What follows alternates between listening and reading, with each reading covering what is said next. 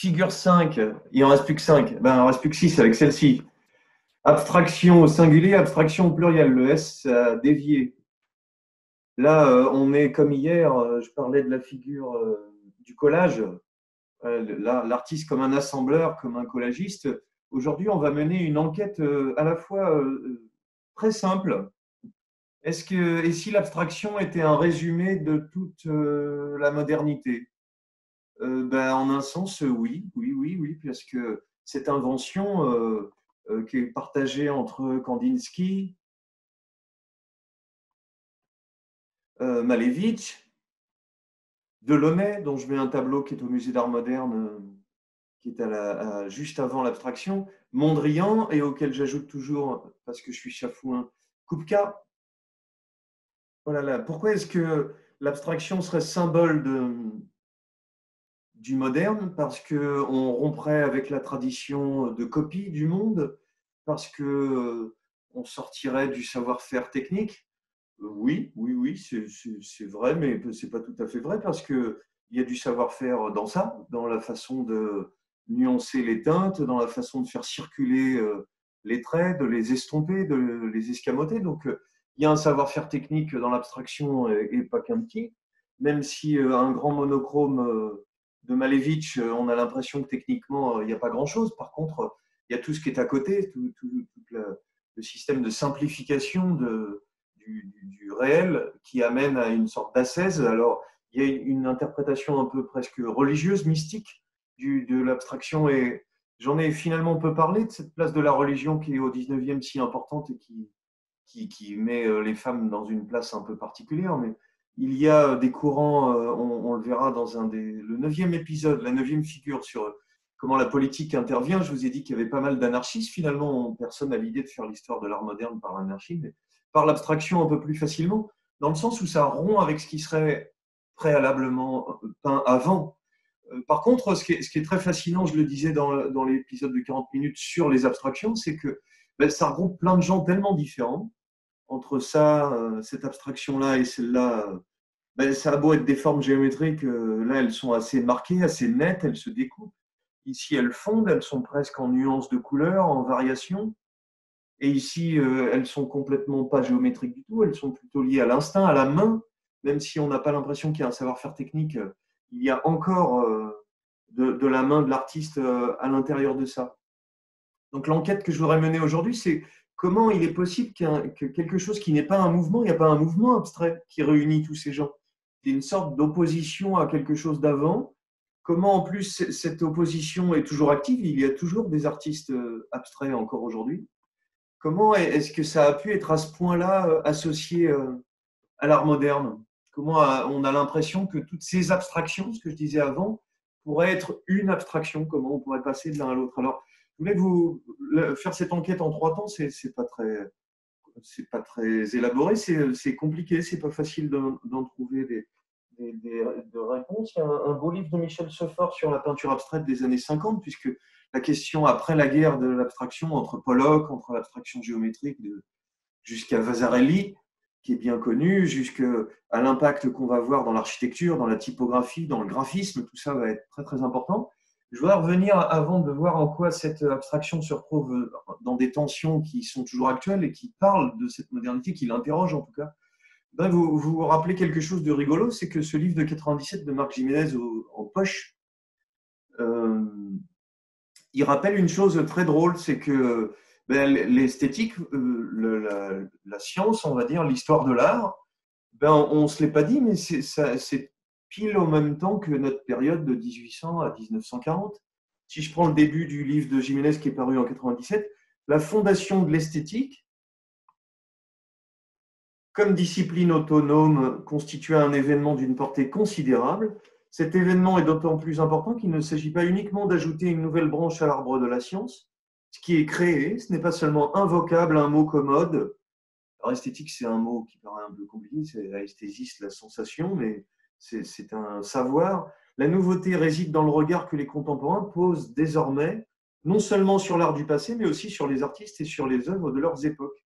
Mais qu'est-ce que veut dire cette autonomie esthétique? Comment est-ce qu'il pourrait y avoir une science? Et deuxième question que pose Jiménez, c'est comment, puisque depuis le Paléolithique, depuis l'Antiquité, il y avait de l'art, pourquoi est-ce que c'est seulement le mot apparaît sous la plume de Baumgarten en 1750? Je suis vraiment Révolution française, le début de mon histoire. Pourquoi est-ce qu'il y a un mot qui arrive, une science, un savoir qui commencerait à s'appeler esthétique?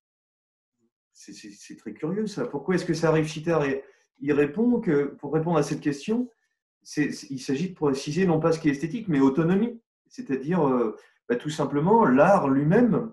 Il lui a fallu passer par des épisodes, en Occident notamment, par deux épisodes principaux qu'il évoque dans l'introduction.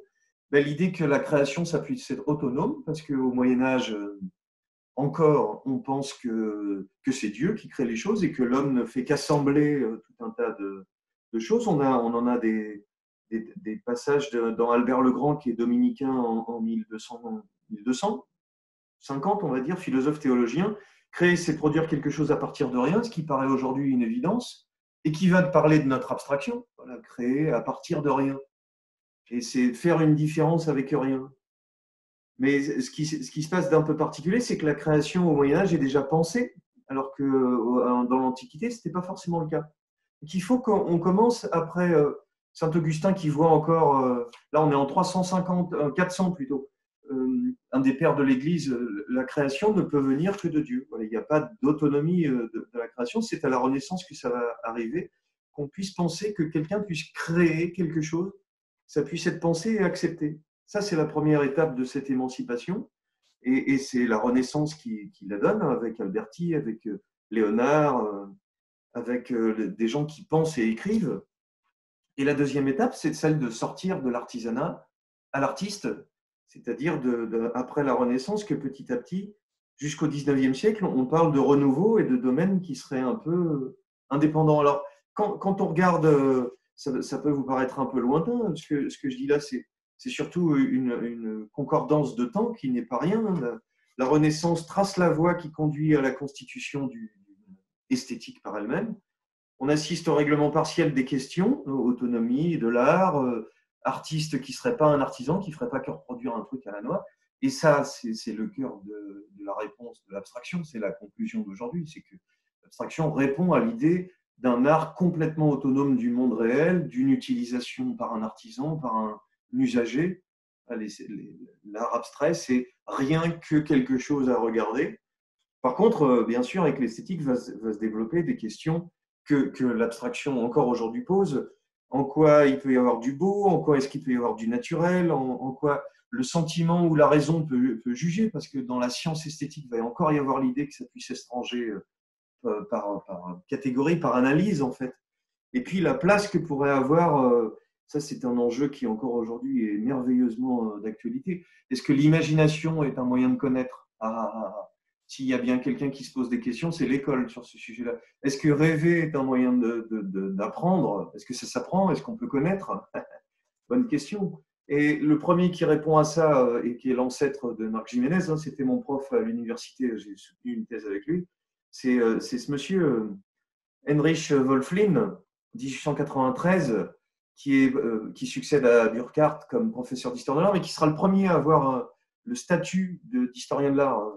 1893, hein, c'est quand même pas très vieux, et ça va. Son premier livre important, je vais vous le montrer, 1888, c'est Gauguin. C'est même pas au début de notre histoire, c'est Burckhardt qui avait commencé ça.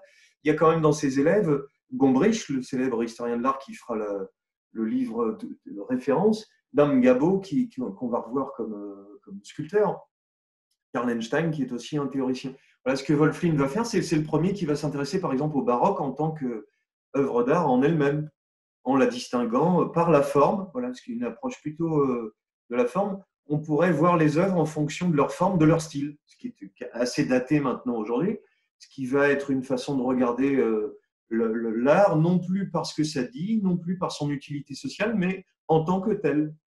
Et il va commencer à comparer les œuvres baroques et renaissantes et en faire des distinguos. Et puis il va, dans son livre 1915, là on est bien plus tard, Réflexion sur l'histoire de l'art et principes fondamentaux de l'histoire de l'art, commencer à définir l'histoire de l'art comme un travail en soi. Et puis c'est aussi celui qui va être le prof de Worringer, que voilà, Wilhelm, 1908, qui va beaucoup influencer Kandinsky, qui va par exemple dire l'art gothique, c'est l'art lié aux formes géométriques et droites. C'est-à-dire une explication d'un art qui a l'air, qui est utilitaire, qui se développe avec l'Église, avec des grands courants, un art lié à une forme. Voilà, en 1911, dans ce que je ne prononcerai pas en allemand, l'art gothique est la ligne géométrique primitive ne contenant aucune expression organique, c'est-à-dire rien qui se réfère à la nature, quelque chose qui soit purement formel. C'est une façon de regarder les œuvres, le travail très original en fait pour ce contexte. Et j'en viens à mon sujet, c'est que Deleuze et Guattari dans Mille plateaux diront que Voringer est le premier à caractériser l'abstraction comme étant quelque chose de primitif au sens premier, c'est-à-dire avant même qu'il y ait une culture, avant même qu'il y ait un langage, avant même qu'il y ait un dessin, il y a un rapport abstrait au monde par forme, par tâche, par couleur. Et voilà une clé qui va nous aider à lire l'abstraction. J'en profite pour dire que Voringer influence beaucoup Yulm, qui est un des poètes vorticistes, si vous vous en souvenez, qui était en Angleterre très présent avec Ezra Pound et Gaudier Brechka. Et donc, un lecteur de Voringer, quelqu'un qui vient l'écouter, c'est Kandinsky, qui va, par ce livre du spirituel dans l'art, marquer beaucoup l'histoire de l'art, mais marquer l'histoire de l'art abstrait, en théorisant en quelque sorte sa pratique, puisqu'il va raconter qu'il part d'une représentation du réel, une simplification du réel qui va dans l'esprit du fauvisme, de quelque chose qui est ressenti par rapport au monde. J'ai oublié de dire que Wilhelm Wöhringer, on va le voir arriver, il écrit un livre, je suis passé vite dessus, qui s'appelle Abstraction et empathie, c'est-à-dire contribution à une psychologie du style. Comment il pourrait y avoir quelque chose entre une forme simple, pure, qui raconterait quelque chose de psychologique. Voilà pourquoi Kandinsky va passer cette étape. Voilà, il fait considérer, cette lecture de Wöhringer lui fait considérer que le détachement de la figure est nécessaire pour que l'art parvienne à susciter des émotions, sans que ces émotions ne doivent quelque chose à quoi? Sans que ces émotions ne doivent rien à des phénomènes extra-esthétiques. C'est-à-dire ce que vous avez devant vous, il y a des abstraits américains des années 60-70 qui diront « art is art », c'est-à-dire ce que vous avez devant vous n'est que ce qui est devant vous. J'ai l'air de faire une tautologie, ils le disent de cette façon-là, « art is art », ça signifie ce que je vois n'est que ce que j'ai à regarder. Il n'y a rien de caché derrière, il n'y a pas un message, il n'y a pas un savoir. Et c'est pour ça qu'on parle d'empathie ou de sympathie, c'est-à-dire quelque chose va venir vous parler qui ne sera pas une histoire, une narration ou une anecdote. Il s'agit de se livrer, pour celui qui peint comme pour celui qui regarde, à un regard simplement de contemplation. Et dans ce second livre de Kandinsky, 1926, un passage de point ligne plan, tout phénomène peut être vécu de deux façons. Voilà, deux façons, extérieure ou intérieure. Je peux voir quelque chose vu de l'extérieur et je peux ressentir quelque chose vu de l'intérieur.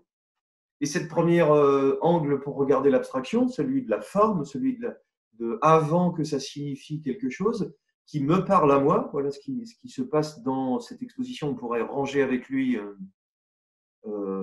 Malevich, avec Kandinsky, dans cette idée que l'abstraction soit quelque chose de ressenti. Et soudain, dit Andrei Belgi, l'absence d'objet fait son entrée dans l'art. C'est-à-dire, ce qui est devant moi, c'est ce qui n'est pas là, si je peux dire ça comme ça. Et le petit sous-titre de l'article de Smolik, c'est de Dostoïevski, le réalisme, quel coup bas. C'est-à-dire, toujours une anecdote, toujours un truc à dire, toujours quelque chose à signaler. Non, on peut avoir devant soi rien d'autre qu'une forme à regarder. Et peut-être quelque chose qui viendrait en complément ou qui serait une nouvelle religion, qui dit aussi que dans la modernité, il y a une sorte d'adhésion subjective à une valeur de nouveauté. Peut-être c'est la vertu et la limite de cette nouveauté, c'est-à-dire quelque chose auquel il faut croire. Le carré est un quadrangle qui n'est pas absolument carré. Malevich ne veut pas d'un art géométrique, alors qu'on pourrait penser avec ce qu'on vient de voir que c'est le cas. Voilà, son cercle noir n'est pas centré, la croix n'est pas symétrique. C'est bien une croix, ce n'est pas deux bandes. Le noir s'arrête à quelques millimètres du bord de la toile. Le dessin n'est pas d'un dessinateur industriel. c'est un artiste qui crée des signes. Et les spécialistes disent que c'est à la fois quelque chose d'anarchiste, il n'y a plus rien d'autre qu'une forme, et peut-être aussi, dans les textes de Malevich, c'est le cas, des allusions mystiques. Voilà. Quelque chose qui serait l'icône de la modernité, qui serait le symbole. Je vous ai dit que les icônes russes étaient exposées dans des angles comme ça, le symbole pur de ce qui serait moderne. Voilà, la première partie de mon enquête, c'est que finalement, cette avancée, cette arrivée de l'esthétique serait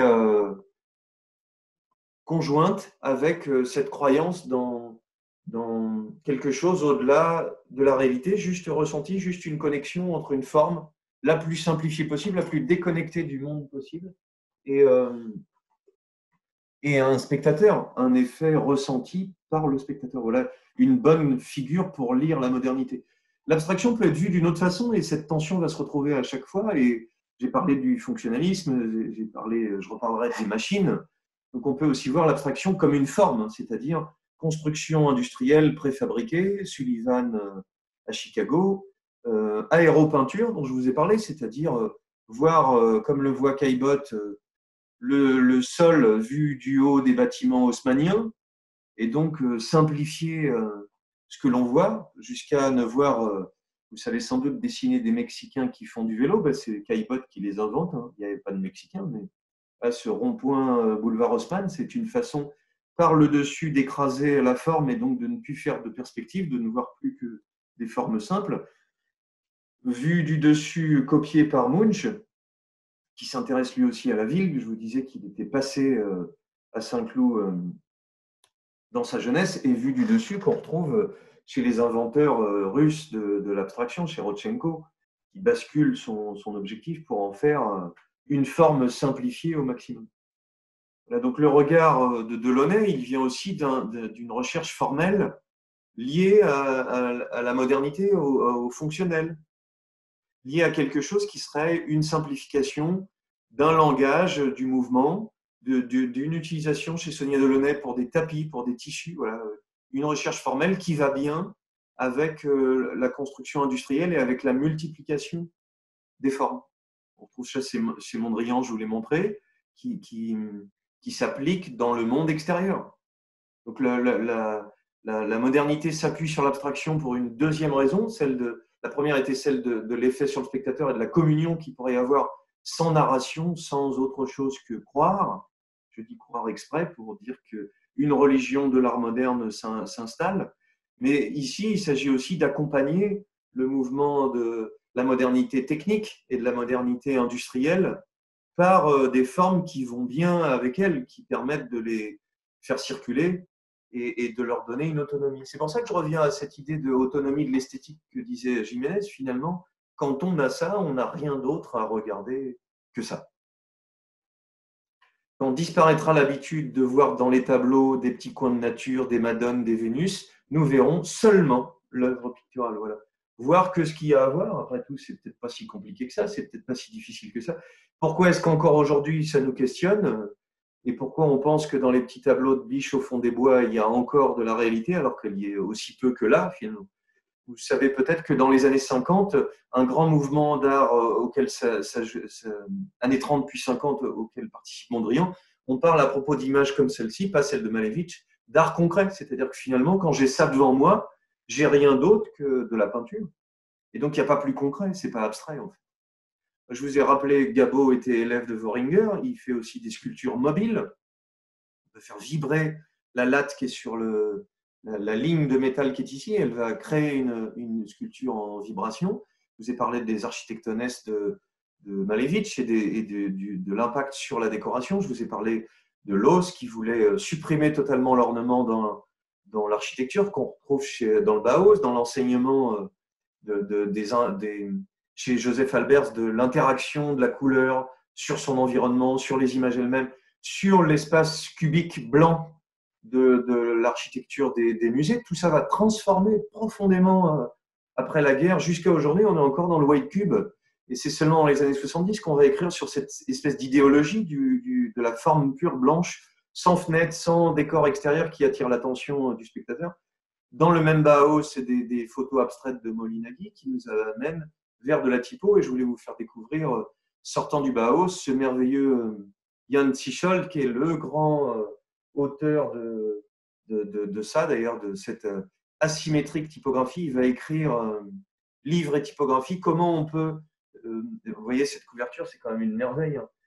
On dit la citation qu'on montre souvent de Tschichold, c'est la clarté absolue, c'est-à-dire pouvoir jouer de l'asymétrie. Ici, regardez, hop, c'est une grande typo avec quelque chose qui ici, c'est pas centré, c'est un peu décalé. Ça, pour vous et moi, on est habitués. Là, c'est déséquilibré comme dans la typo futuriste. Et jouer avec le décalage, ça vient de l'abstraction.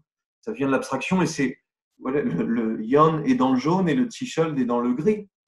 Toute cette familiarité qu'on a aujourd'hui avec le graphisme, avec l'architecture d'intérieur qui joue de ça, vient de cette modernité abstraite.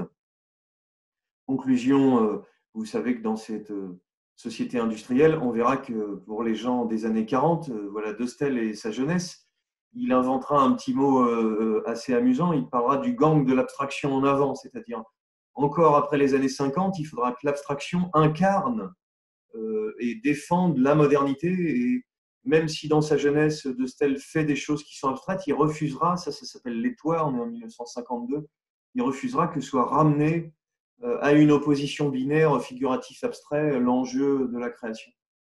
Et on le voit dans l'architecture d'intérieur, à Alto avec le bois, dans voilà, des merveilles. Hein, et dans ce pavillon de Mies van der Rohe, de Barcelone. Et c'est sur ça que je vais vous quitter. Un petit extrait, puisque c'est le Mies van der Rohe qui créera ce qu'on va voir demain, quelque chose en rapport avec la machine et la grille moderniste. Je voulais vous passer un tout petit peu. Cette collection vous est présentée en partenariat avec le magazine AD. Il faut en finir avec la froideur du fonctionnalisme. Il est tout à fait erroné de croire que pour saisir le problème de l'architecture moderne, il suffit de reconnaître la nécessité de solutions rationnelles. La beauté en architecture, qui est une nécessité et une finalité pour notre époque, comme elle le fut pour les époques passées, ne peut être atteinte que si l'on voit au-delà de la simple utilité lorsqu'on bâtit.